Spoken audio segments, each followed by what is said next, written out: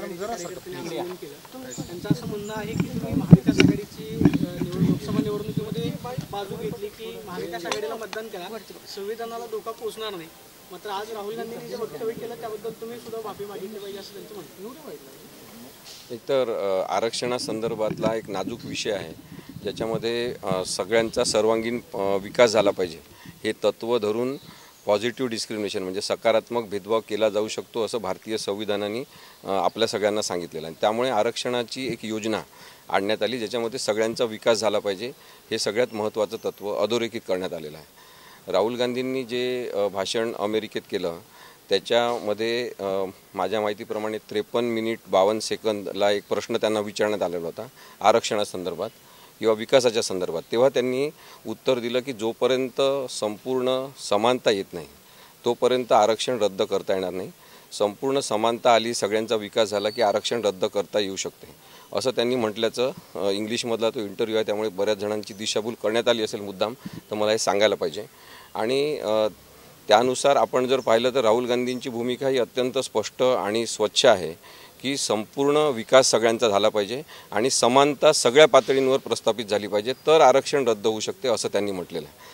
आता त्यांनी हे काही चुकीचं विधान केलेलं नाही, पण भारतीय जनता पार्टी आणि विशेषतः त्यांचे काही इतर संबंधित पक्ष हे काय करतात की ते तेवढंच एक विधान तोडून सगळीकडे दाखवतात आणि समाजाची, आंबेडकर समाजाची, समूहाची विशेषतः दिशाभूल करण्यात येत आहे.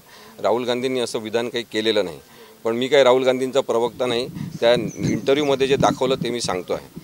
मी असेल, डॉक्टर विश्वंभर चौधरी, उत्पल, आम्ही कोणत्याही राजकीय पक्षाचे सदस्य अजूनपर्यंत नाही आणि त्यामुळे राहुल गांधींनी काही म्हटलं असेल त्याची माफी मी मागावी असा काही प्रश्न निर्माण होत नाही. हे अत्यंत असंबद्ध स्वरूपाचं आंदोलन कशासाठी करण्यात आलं असा प्रश्न महाराष्ट्रातल्या तमाम जनतेला पडलेला आहे आणि त्याचं उत्तर वंचित बहुजन आघाडीतर्फे प्रकाश आंबेडकरांनी दिलं पाहिजे कधीतरी की आंदोलनं महाराष्ट्राने खूप पाहिलेले आहे, परंतु माझं काही संबंध नसताना माझ्या ऑफिससमोर येऊन आंदोलन करायचं आणि राहुल गांधींच्या संदर्भातली माफी मी मागायची किंवा मी राहुल गांधींना माफी मागायला सांगायची, एवढे काही माझे राहुल गांधींशी क्लोज संबंध अजूनपर्यंत नाही आहे की मी राहुल गांधींना सांगेन की माफी मागा तुम्ही काहीतरी बोलले त्याच्याबद्दल.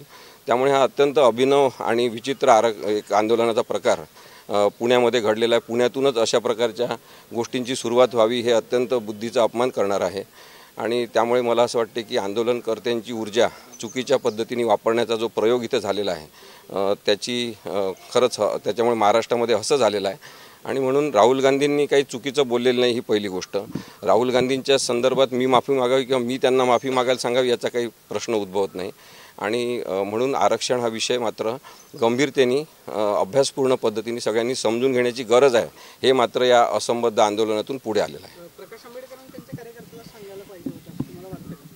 तुमच्या कार्यालयावरती आंदोलन म्हणजे राहुल गांधींनी वक्तव्य केलं, काँग्रेसचं पक्ष कार्यालय बाजूला राहिलं किंवा काँग्रेसचे कार्यकर्ते त्यांच्या घरासमोर न जाता थेट आसन स्वरूप त्यांच्या घराच्या बाहेर आंदोलन किंवा कार्यालयाच्या बाहेर आंदोलन होते.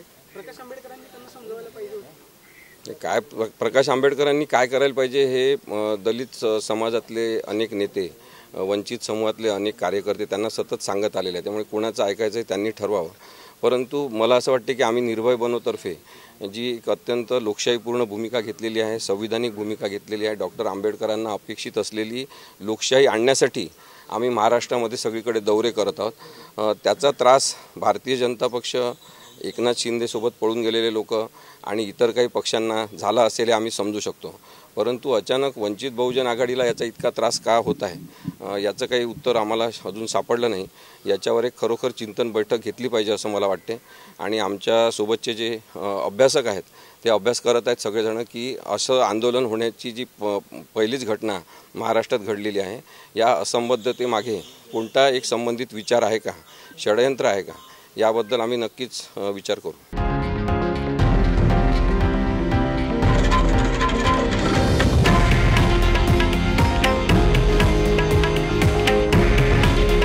हे आहे देशातील नंबर 1 न्यूज नेटवर्क आणि आपण पाहत आहात TV9 मराठी. काळजी तुमची, हित महाराष्ट्राचं.